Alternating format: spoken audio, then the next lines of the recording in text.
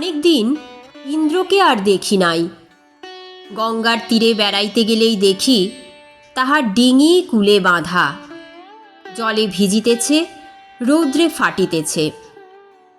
শুধু আরও একটি দিনমাত্র আমরা উভয়ে সেই নৌকায় চড়িয়াছিলাম, সেই শেষ। তারপরে সেও আর চড়ে নাই, আমিও না।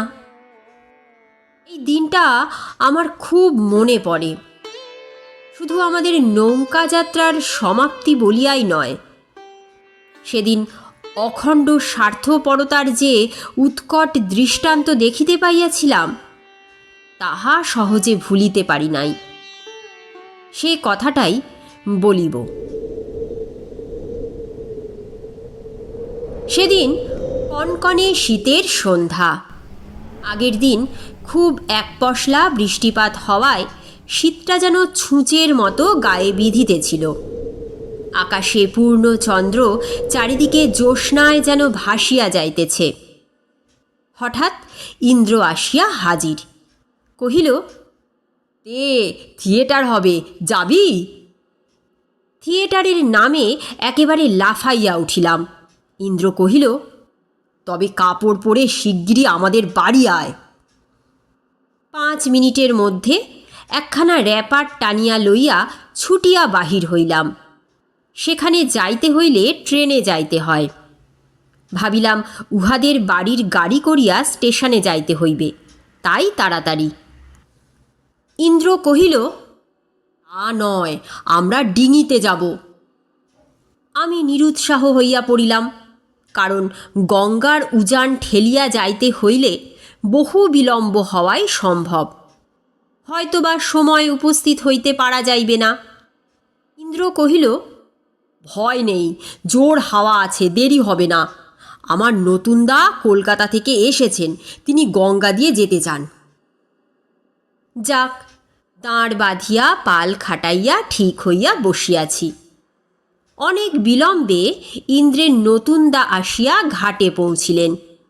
চাঁদের আলোকে তাহাকে দেখিয়া ভয় পাইয়া গেলাম। কলকাতার বাবু, অর্থাৎ ভয়ঙ্কর বাবু। সিল্কের মোজা, চকচকে পামশু, আগাগোড়া ওভারকোটে মোড়া, গলায় গলাবন্ধ, হাতে দস্তানা, মাথায় টুপি। পশ্চিমের শীতের বিরুদ্ধে তাহার সতর্কতার অন্ত নাই। আমাদের সাধের ডিঙিটাকে তিনি অত্যন্ত যাচ্ছে তাই বলিয়া কঠোর মত প্রকাশ করিয়া ইন্দ্রের কাঁধে ভর দিয়া আমার হাত ধরিয়া অনেক কষ্টে অনেক সাবধানে নৌকার মাঝখানে জাঁকিয়া বসিলেন। তোর নাম কি রে? ভয়ে ভয়ে বলিলাম, শ্রীকান্ত। তিনি দাঁত খিচাইয়া বলিলেন, আবার শ্রীকান্ত? শুধু কান্ত? নে, তামাক সাজ। ইন্দ্র, হুকোকলকে রাখলি কোথায়? ছোড়াটাকে দে, তামাক সাজুক। ওরে বাবা, মানুষ চাকরকেও তো এমন বিকট ভঙ্গি করিয়া কেহ আদেশ করে না।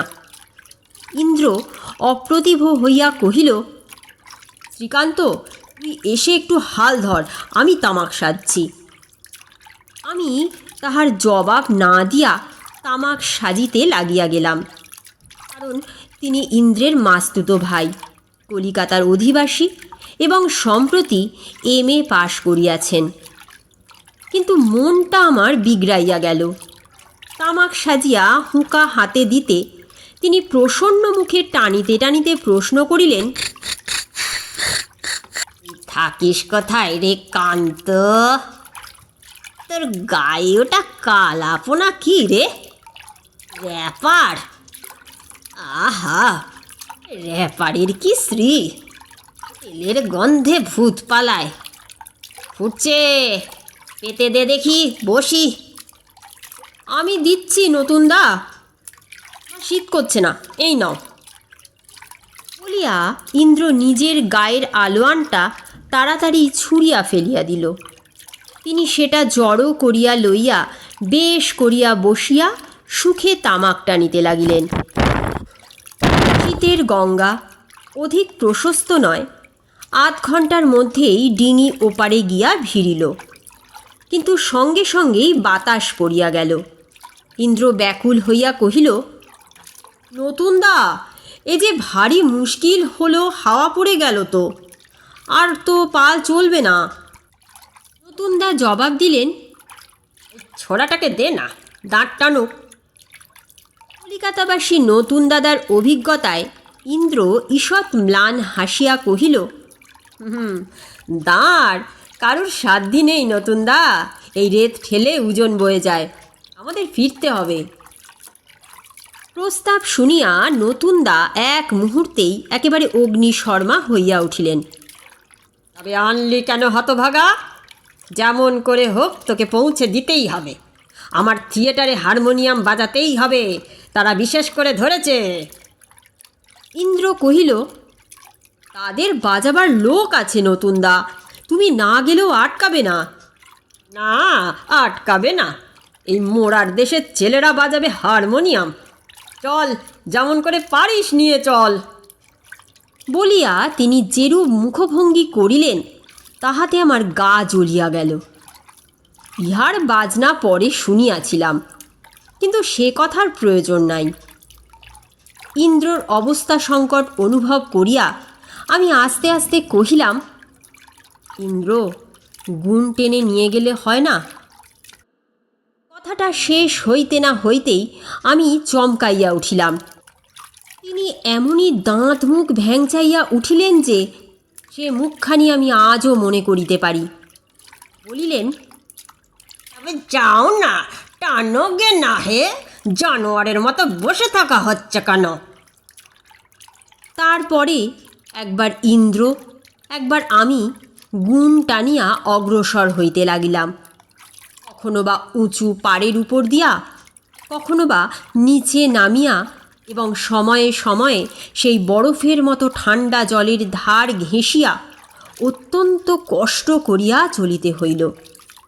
আবার তারই মাঝে মাঝে বাবুর তামাক সাজার জন্য নৌকা থামাইতে হইল, অথচ বাবুটি ঠায় বসিয়া রহিলেন, এতটুকু সাহায্য করিলেন না। ইন্দ্র একবার তাকে হালটা ধরিতে বলায় জবাব দিলেন, তিনি দস্তানা খুলে এই ঠান্ডায় নিমোনিয়া করতে পারবেন না। ইন্দ্র বলিতে গেল, না খুলে? হ্যাঁ, দামি দস্তানাটা মাটি করে ফেলি আর কি, নে যা করছিস কর। বস্তুত আমি এমন স্বার্থপর অসজ্জন ব্যক্তি জীবনে অল্পই দেখিয়াছি।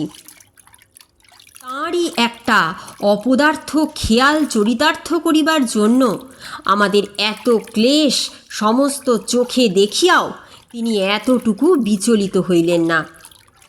অথচ আমরা বয়সে তাহার অপেক্ষা কতই না ছোট ছিলাম। পাছে এতটুকু ঠান্ডা লাগিয়ে তাহার অসুখ করে, পাছে এক ফোঁটা জল লাগিয়া দামি ওভারকোট খারাপ হইয়া যায়, পাছে নড়িলে চড়িলে কোনরূপ ব্যাঘাত হয়, এই ভয়েই আড়ষ্ট হইয়া বসিয়া রহিলেন এবং অবিশ্রাম চেঁচামেচি করিয়া হুকুম করিতে লাগিলেন।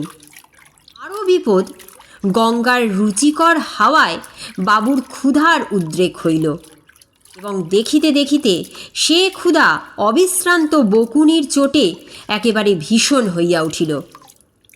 এদিকে চলিতে চলিতে রাত্রিও প্রায় 10টা হইয়া গেছে। থিয়েটারে পৌঁছিতে রাত্রি 2টা বাজিয়া যাইবে শুনিয়া বাবু প্রায় ক্ষিপ্ত হইয়া উঠিলেন। রাত্রি যখন 11টা, তখন কলিকাতার বাবু কাবু হইয়া বলিলেন, আরে ইন্দ্র, এদিকে খোট্টা মোট্টাদের বস্তি টস্তি নেই? মুড়ি টুড়ি পাওয়া যায় না? ইন্দ্র কহিল, সামনেই একটা বেশ বড় বস্তি নতুন দা, সব জিনিস পাওয়া যায়। তবে লাগা লাগা। ওরে ছোঁড়া, ওই টান একটু জোরে, ভাত খাস নে? ইন্দ্র, বল না তোর ওইটাকে একটু জোর করে টেনে নিয়ে চলুক। ইন্দ্র কিংবা আমি কেহই তাহার জবাব দিলাম না। যেমন চলিতেছিলাম তেমনইভাবেই অনতিকাল পরে একটা গ্রামে আসিয়া উপস্থিত হইলাম। এখানে পাড়াটা ঢালু ও বিস্তৃত হইয়া জলে মিশিয়াছিল। ডিঙি জোর করিয়া ধাক্কা দিয়া সংকীর্ণ জলে তুলিয়া দিয়া আমরা দুজনে হাঁপ ছাড়িয়া বাঁচিলাম। বাবু কহিলেন, হাত পা একটু খেলানো চাই, নাবা দরকার, বুঝলি। অতএব ইন্দ্র তাহাকে কাঁধে করিয়া নামাইয়া আনিল। তিনি জ্যোৎস্নার আলোকে গঙ্গার শুভ্র সৈকতে পদচারণা করিতে লাগিলেন। আমরা দুজনে তাহার ক্ষুধা শান্তির উদ্দেশ্যে গ্রামের ভিতরে যাত্রা করিলাম। যদিও বুঝিয়াছিলাম এত রাত্রে এই দরিদ্র ক্ষুদ্র পল্লীতে আহার্য সংগ্রহ করা সহজ ব্যাপার নয়, তথাপি চেষ্টা না করিয়াও তো নিস্তার ছিল না। অথচ তাঁর একাকী থাকিতেও ইচ্ছা নাই। সে ইচ্ছা প্রকাশ করিতেই ইন্দ্র তৎক্ষণাৎ আহ্বান করিয়া কহিল, চলো না নতুনদা, একলা তোমার ভয় করবে, আমাদের সঙ্গে একটু বেরিয়ে আসবে। এখানে চোট্টর নেই, ডিঙি কেউ নেবে না, চলো। নতুনদা মুখখানা বিকৃত করিয়া বলিলেন, ভয়? আমরা দর্জি পাড়ার ছেলে, জমকে ভয় করি নে, তা জানিস। কিন্তু তা বলে ছোট লোকদের ডার্টি পাড়ার মধ্যেও আমরা যাই নে। বেটাদের গায়ের গন্ধ নাকে গেলেও আমাদের ব্যামো হয়। অথচ তাহার মনোগত অভিপ্রায় আমি তাহার পাহারায় নিযুক্ত থাকি এবং তামাক সাজি। কিন্তু আমি তার ব্যবহারে মনে মনে এত বিরক্ত হইয়াছিলাম যে ইন্দ্র আভাস দিলেও আমি কিছুতেই একাকী এই লোকটার সংসর্গে থাকিতে রাজি হলাম না। ইন্দ্রের সঙ্গেই প্রস্থান করিলাম। দর্জিপাড়ার বাবু হাততালি দিয়া গান ধরিয়া দিলেন, ঠুনো ঠুনো পিয়ালা।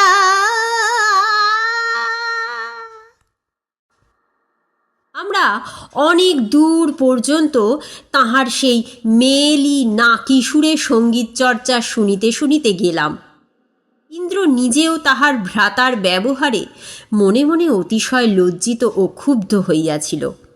ধীরে ধীরে কহিল, এরা কলকাতার লোক কিনা, জল হাওয়া আমাদের মতো সহ্য করতে পারে না, বুঝলি না শ্রীকান্ত। আমি বলিলাম,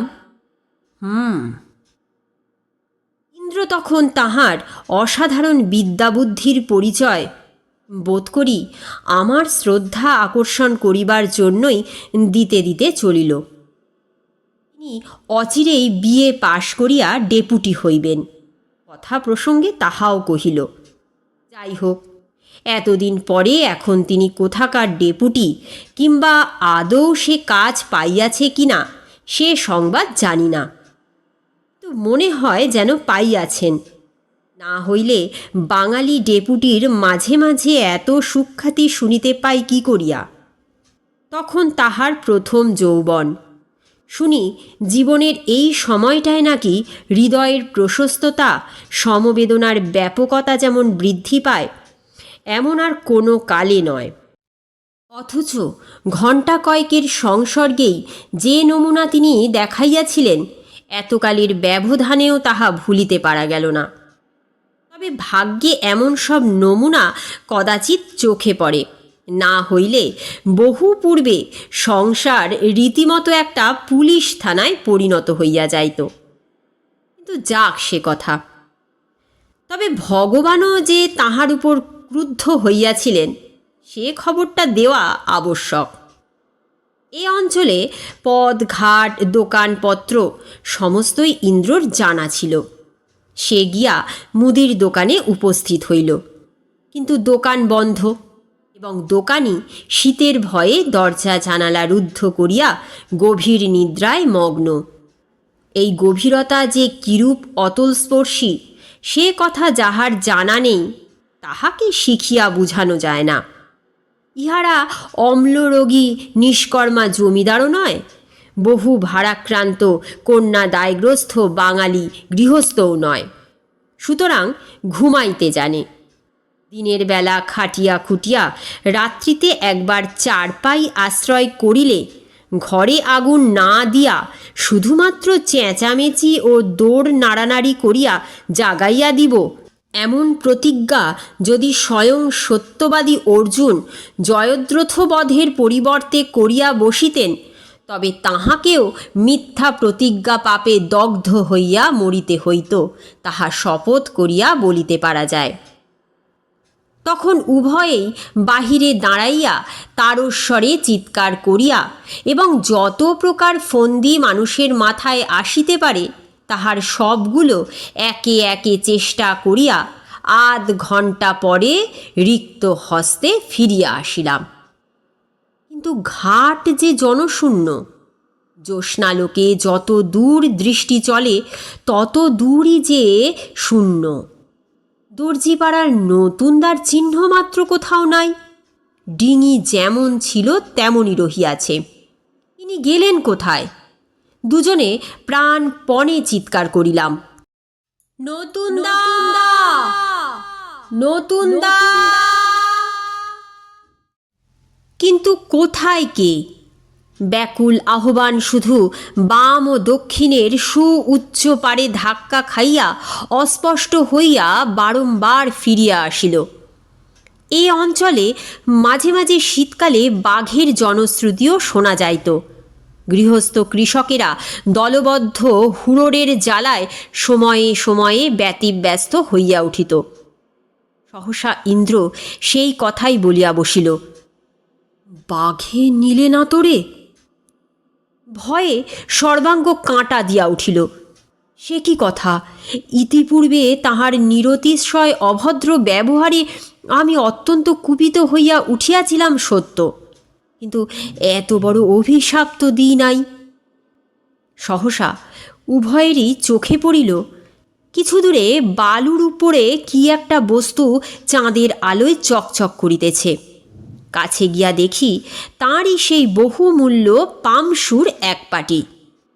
ইন্দ্র সেই ভিজা বালির উপরেই একেবারে শুইয়া পড়িল। শ্রীকান্ত রে, আমার মাসিমাও এসেছেন যে, আমি আর বাড়ি ফিরে যাব না। তখন ধীরে ধীরে সমস্ত বিষয়টাই পরিস্ফুট হইয়া উঠিতে লাগিল। আমরা যখন মুদির দোকানে দাঁড়াইয়া তাহাকে জাগ্রত করিবার ব্যর্থ প্রয়াস পাইতেছিলাম, তখন এই দিকের কুকুরগুলোও যে সমবেত আর্তচিৎকারে আমাদিগকে এই দুর্ঘটনার সংবাদটাই গোচর করিবার ব্যর্থ প্রয়াস পাইতেছিল, তাহা জলের মতো চোখে পড়িল। তখনও দূরে তাহাদের ডাক শোনা যাইতেছিল। সুতরাং আর সংশয় মাত্র রহিল না যে নেকড়েগুলো তাহাকে টানিয়া লইয়া গিয়া যেখানে ভোজন করিতেছে তাহারই আশেপাশে দাঁড়াইয়া সেগুলো এখনও চেঁচাইয়া মরিতেছে। অকস্মাৎ ইন্দ্র সোজা উঠিয়া দাঁড়াইয়া কহিল, আমি যাব। আমি সভয়ে তাহার হাত চাপিয়া ধরিলাম। পাগল হয়েছ ভাই? ইন্দ্র তাহার জবাব দিল না। ডিঙিতে ফিরিয়া গিয়া লগিটা তুলিয়া লইয়া কাঁধে ফেলিল। একটা বড় ছুরি পকেট হইতে বাহির করিয়া বাঁ হাতে লইয়া কহিল, তুই থাক শ্রীকান্ত, আমি না এলে ফিরে গিয়ে বাড়িতে খবর দিস। আমি চললুম।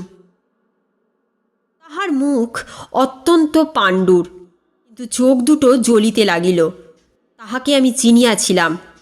এ তাহার নিরর্থক শূন্য আস্ফালন নয় যে হাত ধরিয়া দুটো ভয়ের কথা বলিলেই মিথ্যা দম্ভ মিথ্যায় মিলাইয়া যাইবে।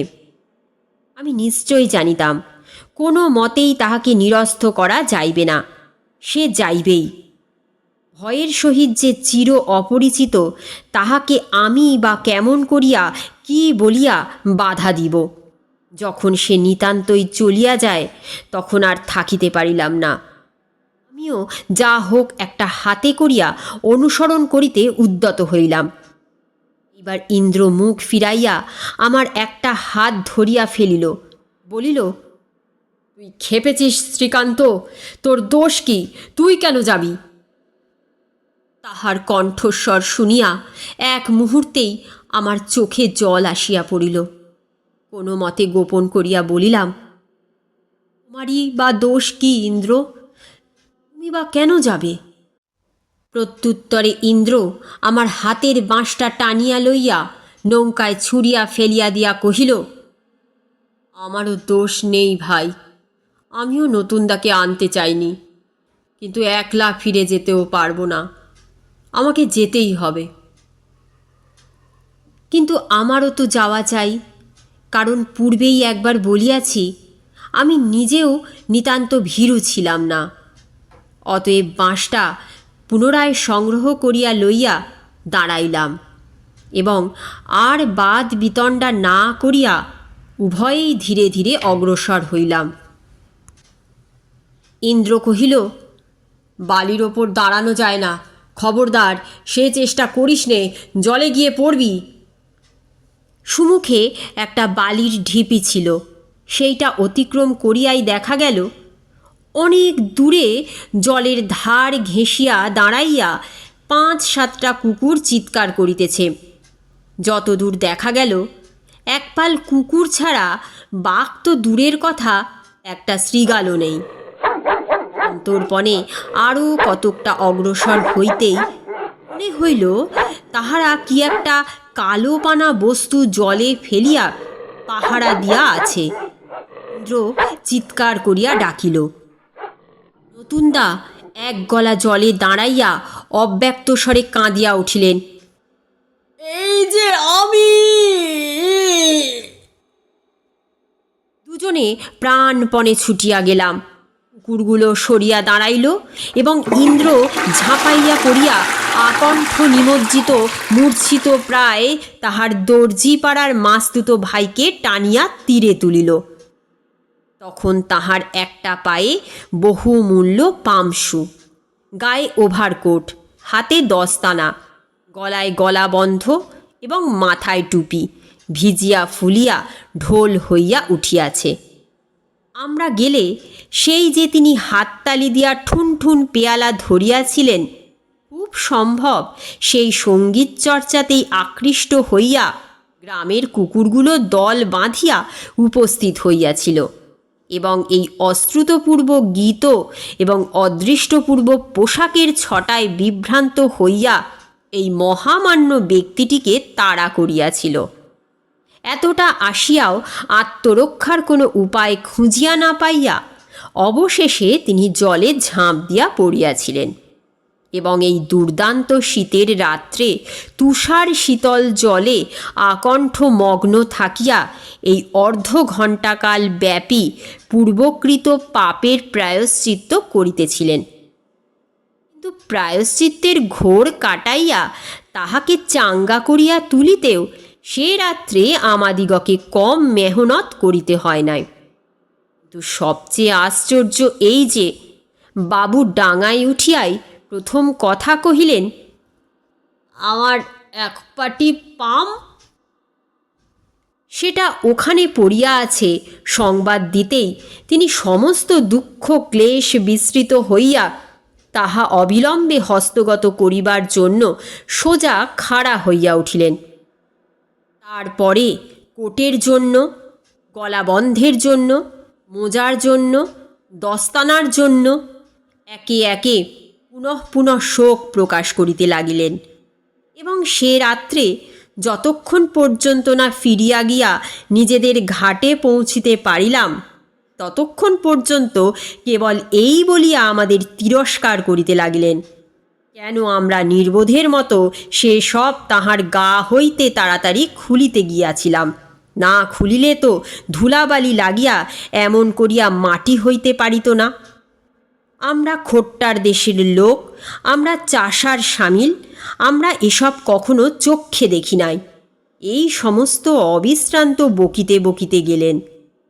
যে দেহটাকে ইতিপূর্বে একটি ফোঁটা জল লাগাইতেও তিনি ভয়ে সারা হইতেছিলেন, জামা কাপড়ের শোকে সে দেহটাকেও তিনি বিস্মৃত হইলেন। উপলক্ষ যে আসল বস্তুকেও কেমন করিয়া বহুগুণে অতিক্রম করিয়া যায়, তাহা এইসব লোকের সংসর্গে না আসিলে এমন করিয়া চোখে পড়ে না। রাত্রি 2টোর পর আমাদের ডিঙি আসিয়া ঘাটে ভিড়িল।